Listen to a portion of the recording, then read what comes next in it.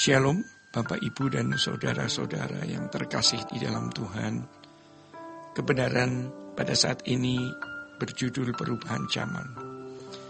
Saudara-saudara, kalau kita melihat dunia hari ini, kita melihat perubahan yang memiliki kecepatan yang sangat tinggi dibanding dengan zaman sebelumnya. Kalau di abad-abad pertengahan, perubahan dunia itu lambat karena ilmu pengetahuan dan teknologi, baik di bidang transformasi, komunikasi, dan multimedia, belum secanggih hari ini.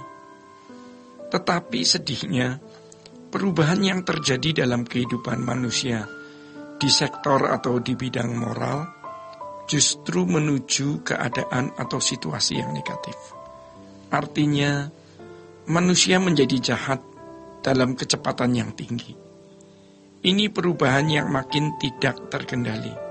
Seperti yang dikatakan oleh firman Tuhan, bahwa kehidupan manusia di akhir zaman mengalami keadaan makin bertambah durhaka, dan kasih kebanyakan orang menjadi dingin. Hal tersebut dikatakan di dalam Matius 24. Saudara-saudara, kesantunan dan kearifan lokal yang dimiliki banyak suku bangsa di Indonesia khususnya makin hari makin pudar, tentu karena pengaruh kemajuan ilmu pengetahuan dan teknologi, di mana dunia yang satu memengaruhi dunia lain dengan cepat.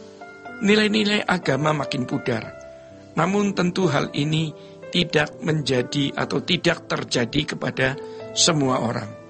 Masih ada kelompok yang mempertahankan nilai-nilai keagamaan. Bahkan ada yang semakin fanatik, semakin ekstrem.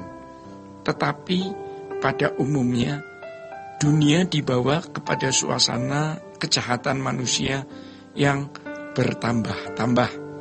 Dengan laju pertambahan yang cepat, keadaan ini harus membuat kita sebagai orang percaya memiliki kesiapan dalam menanggulangi atau berantisipasi terhadap perubahan zaman, khususnya di sektor moral. Langkah yang harus kita ambil adalah yang pertama, kita jangan terpengaruhi oleh dunia. Sekali lagi saya ulangi, yang pertama, kita jangan terpengaruhi oleh dunia. Kita harus memiliki sikap berjaga-jaga yang kuat. Hubungan kita dengan Tuhan harus benar-benar melekat. Sementara dunia bertambah jahat, kita harus bertambah ekstrim dalam kesucian. Kita tidak bisa ada di posisi netral atau mediokritas. Kita harus ada di posisi ekstrim. Ya. Jadi kalau dulu doanya 30 menit, mestinya sekarang 1 jam.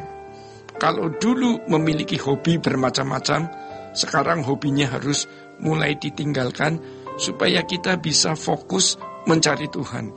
Kalau dulu jalan-jalan seminggu 5 kali, 4 kali, sekarang 2 minggu sekali cukup. Belanja secukupnya, supaya waktu jangan kita habiskan untuk jalan-jalan saja, tetapi fokus kita harus Tuhan.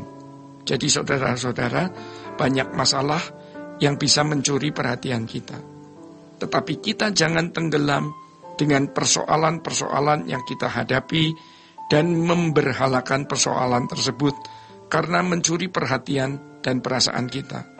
Akhirnya kita tidak dapat bertumbuh di dalam kekudusan dan mudah sekali menjadi mangsa empuk kuasa kegelapan. Iblis akan mengguncang banyak orang Kristen lewat persoalan-persoalan yang ada. Jangan sampai kita ikut terguncang ya. Maka kita harus melekat dengan Tuhan, memberi waktu untuk berdialog dengan Tuhan. Percaya bahwa Tuhan tidak berubah, tahtanya tetap untuk selama-lamanya. Kita percaya bahwa Tuhan itu hidup dan Tuhan hadir di dalam pergumulan kita dan pasti menolong Jadi jangan menyimpan dendam. Semua kejadian yang kita alami, termasuk segala pergumulan, persoalan, kebutuhan, dan ancaman-ancaman, semua itu ada di dalam pengetahuan Tuhan. Saudara, Tuhan mengontrol dan mengendalikan semuanya. Tidak ada sesuatu yang tersembunyi di mata Allah. Jadi kita percaya, semua bisa kita tanggulangi, sebab Tuhan pasti menolong kita. Yang kedua, ketika ada kesempatan berbuat dosa, kita harus jadikan itu kesempatan untuk menyenangkan Tuhan. Yaitu ketika kita menolak, akan ada banyak kesempatan untuk berbuat dosa. Tetapi iblis memang mau supaya orang percaya tidak lulus. Di sini kita mengambil posisi atau positioning. Posisi kita adalah kesucian, bukan terbawa oleh dunia. Sementara dunia akan tampak lebih mempesona, kemilonya lebih tinggi. Kita harus memilih memandang Tuhan dan kerajaannya. Dan yang ketiga, kita harus menggandakan waktu kita mencari Tuhan. Buang semua yang tidak perlu kita lakukan, supaya kita jangan kehilangan fokus kepada Tuhan. Persoalan-persoalan jangan kita berhalakan, tetapi boleh menenggelamkan. Dan dunia yang makin gemerlap dan memikat harus berani kita tinggalkan dan memilih kerajaan surga. Jadi, kita harus berani untuk hidup tidak wajar. Kita akan mulai menyadari bahwa kita seperti aneh.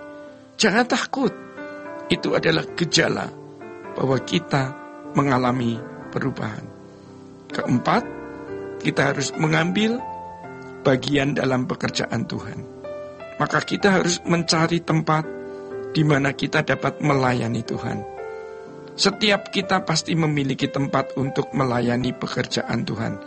Setiap kita pasti punya tugas. Kita harus menemukan apa rencana Allah dalam hidup kita pribadi, lepas pribadi. Tuhan pasti meletakkan kita di tempat di mana kita bisa berbakti kepada Allah. Kalau orang sibuk dengan dirinya sendiri, ya, orang sibuk dengan dunia, maka dia tidak akan pernah sibuk dengan Tuhan. Ironisnya orang yang sibuk di dalam gereja, tapi sebenarnya tidak sibuk dalam Tuhan. Dia di dalam gereja, dalam kegiatan pelayanan, tapi fokus dia sebenarnya bukan pada gereja itu. Dia masih hidup wajar seperti manusia lain, yang fokusnya sebenarnya masih dunia. Orang seperti ini pasti terpengaruhi oleh cara berpikir dunia, tetapi ada di dalam gereja. Namun sebenarnya hatinya sudah dirusak oleh dunia. Maka salah satu prinsip yang tidak boleh kita tinggalkan adalah sempurna seperti Bapa, serupa dengan Yesus. Itu yang harus menjadi target tujuan kita. Bapak, Ibu, dan saudara-saudara yang terkasih di dalam Tuhan, demikian kebenaran saat ini. Tuhan Yesus memberkati. Sola Gracia.